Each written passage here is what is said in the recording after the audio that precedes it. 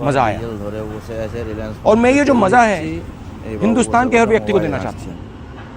দেখতে পাচ্ছ অবস্থা। তাহলে ছোট গাড়ি আসলে কি করে, ওদের ট্যাঙ্কি খুলে দেয়। আমরা এত টাকার তেল নিচ্ছি, এখন দেখো 21,000 টাকা অলরেডি হয়ে গেছে, 22,000 হতে যাচ্ছে, তবু আমরা পাম্পওয়ালার কাছ থেকে পরিষেবা পাই না। দেখছো অবস্থা, মোবাইল দেখছে, আমরা পাম্পওয়ালার কাছ থেকে পরিষেবা পাই না। কারণ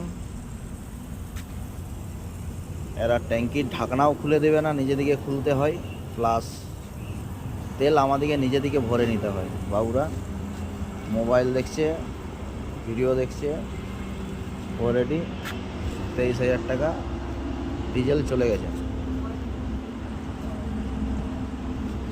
এই যে বাবু এসে এখন ইয়ে করছে, আমরা 23-24,000 টাকার ডিজেল নিলেও আমাদের ঢাকনা খুলে দেবে না। বাবুদিকে ডাকতে হবে, তখন আসবে।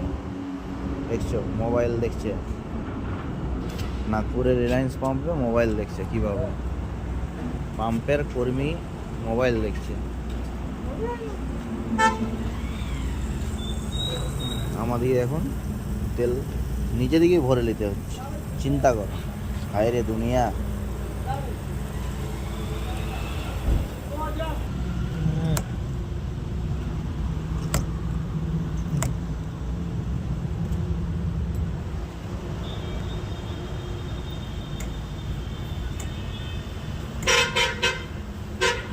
বাবুরা এখনো এসে পৌঁছাননি, আসুন বাবুরা। हाँ हो गया? हाँ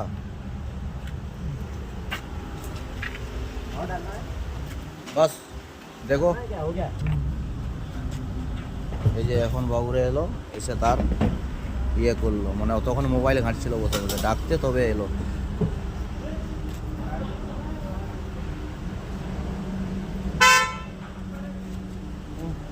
দাঁড়া না,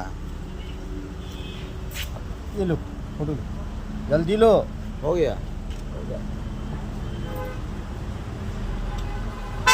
24,000 28,000 টাকার ডিজেল গেল, তবু আমাদের পরিষেবা আমরা পাই। ছোট গাড়ি দেখবে, আসবে ঢাকনা খুলে দেবে, এই যে ট্যাঙ্কির ঢাকনা খুলে দেবে।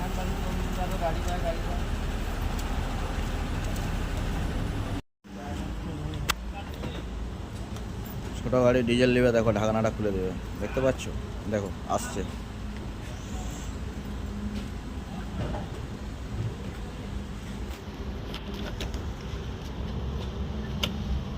বাস দেখো,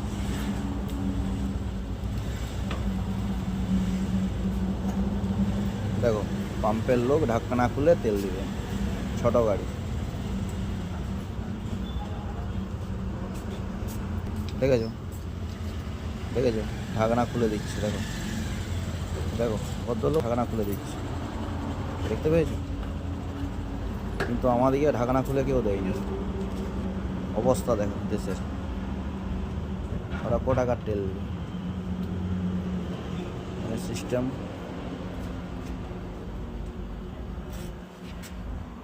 দেখছো ওদের ঢাকনা খুলে তেল ভরে দিচ্ছে,